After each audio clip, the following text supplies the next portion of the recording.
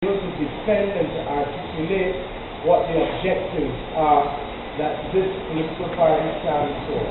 And I think it is important for us to start at that point, because if we don't understand where we have come from, we cannot understand where we need to go, and we cannot understand what is important to defend. The social side of things becomes attractive, and we forget the core reason why men and women got together 72 years ago and sacrificed much in order to be able to form a movement that led to significant transformation of the ordinary lives of people in this country.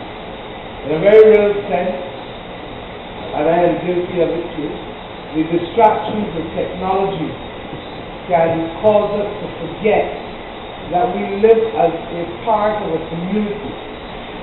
The distractions of technology cause us to focus on what is immediate and what we can access on the internet or what we can do as a video game, and the communal aspect of our lives is diminished very often.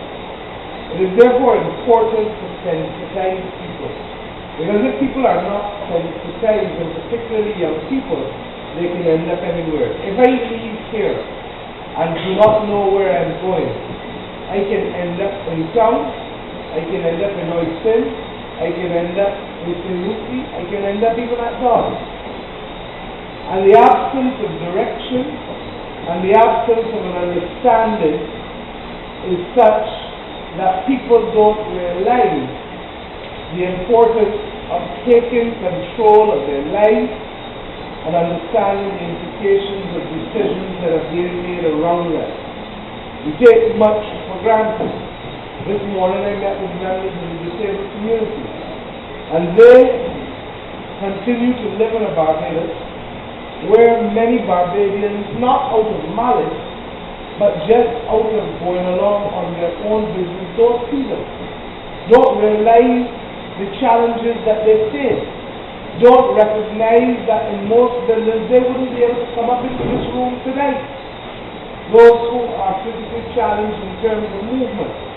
And to that extent, we have to be able to build a kinder, a gentler Barbados, and at the same time build a more prosperous Barbados in which there is a greater opportunity for all to serve. Now, why am I speaking in this way? There's a lot of apathy among young people when it comes to politics. People see it purely as a process where politicians get elected, some make promises, some don't keep them, some keep them. And that apathy and cynicism takes us away from the fact that it is because of the political process that people have holiday with pay. It is because of the political process that people, when they are severed in their jobs, laid off, as has been happening in recent times, can get severance pay. It is because of the political process that you can protect the rights of people who would otherwise be considered as minorities, whether they are those who wear locks or those who wear the hijab. It is because of the political process that you are in a position to be able to do things in relation to building a business or a small business that gives you certain rights and advantages under the law that you would not otherwise have. It is because of the political process that we can improve our quality of life such that the conditions facing other people in other developing countries have not been associated with most Barbadians for the 21st century existence. If you go to other developing countries, there are still people who literally are at the mercy of not only economic forces, but also discriminatory forces. And because it has come easy, because it has come without bloodshed, because it has come without riots in recent times, most people tend to forget how precious it is for us to have that hope. 50 years ago, Grant Adams led the debate that led to the universal without suffering. Simply put, 50 years ago, Grantley Adams led the process that gave people the right to vote without their having to own property in this country. It sounds like a long time ago, but there are many among us who still recall the absence of that ability to vote unless you were a property person, unless you had a certain amount of property. You could not vote. And in a very real sense, the parliament that we had was more an instrument of control and oppression than an instrument of empowerment, a tool of empowerment to the people of this country. And the truth is that across both political parties we've done well. We like to say that we have had a quiet revolution in Barbados that has not come as a result of the loss of bloodshed. And we've been able to establish platforms that take care of people's most basic needs irrespective of the station of their birth. We've been able to deal with the fact of education. And education for this country has always been important, but assumed a greater significance once we were able to afford people from cradle to whenever they want to finish studying the right to be educated. In 1900, Barbados had 200 primary schools on 106 square miles. It has 6 secondary schools. And while most people could get a good standard education at primary level, the ability to have free secondary was not there. Grantley Adams saw to it that he built Western Joseph, which is now called Grantley Adams School, that he built Richmond, which is now called St. Leonard's School, that he built Parkinson, and by doing that, you could then, with the writing of a note, signing of a file, seek then to move to free secondary education, because if you didn't have capacity, you could not offer people access to secondary school. And that was the important point of the relationship between what both Grantley Adams and Errol Barrow did consecutively in order to be able to make available free secondary education in this country. If we didn't have the opportunity to be able to house people, and once again, in the 1950s the Labour Party, in the 60s the Dems, and once again in the 1980s the Labour Party, and again in the 1990s the Labour Party, would have created a framework that recognized that a large percentage of Barbadians still live on tenantries.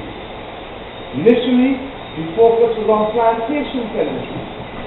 The last Labour Party government in 1997 created the opportunity for urban tenantries, which were not plantation tenantries, recognizing that while Tom Adams, in the context of plantation tenantries, said, your family has been living here for decades, centuries in some instances.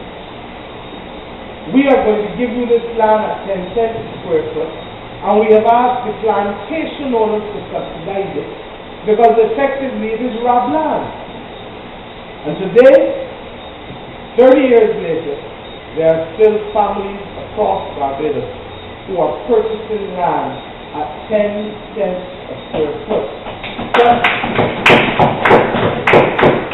5,000 square feet of land can be purchased at 500 Barbados dollars. When we became the government in 1994, we recognized that there was a disparity in terms of urban tenantry. And in particular, in my own constituency, and in Glen Clark's constituency, it was Laura State tenantry in Glen. In my constituency, it was Allen's land in Bushall. In 1990, 20 years ago, the landlord tried to sell the land to the people, all 300 tenants in Allen's land, at $5 a square foot 20 years ago. And we objected then, and we developed from opposition and had the opportunity to execute it once becoming the government, a framework for urban tenancies, because we recognize that the most important thing is to give people a stake, to give people a piece of the rock, to give people an opportunity to own and defend something, and to remove the vagaries of their living circumstances as has happened in the past. And if they could own this property, they could mortgage it, they could get money to deal with sickness, they could deal with education. If they had a child overseas and they weren't receiving free education, they could use it as an asset to build up their wealth and to build up and improve the circumstances of their family. But recognize it, that these were not plantation lands, but in fact urban lands, close to town. And that the ownership of these lands invariably were small people, not plantation owners. That you couldn't ask the owners of the urban tenantries to bear the subsidy as you had asked the plantation owners to do. And in the circumstances, what we then said was, you as the tenant pay the first $2.50, and the government will pay the difference between $2.50 and the fair market value up to 5,000 square feet. Now, since 1997, more than 2,000 people across urban Barbados, parts of all of St. Michael, parts of St. James, parts of Christchurch, parts of St. George, have benefited from that $2.50 square foot. And why $2.50 as opposed to 10 cents?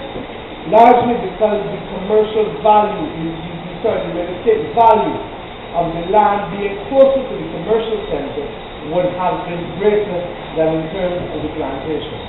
Now, I dare anyone in this room, anyone, to name me a similar program of land redistribution any part of the Western Hemisphere.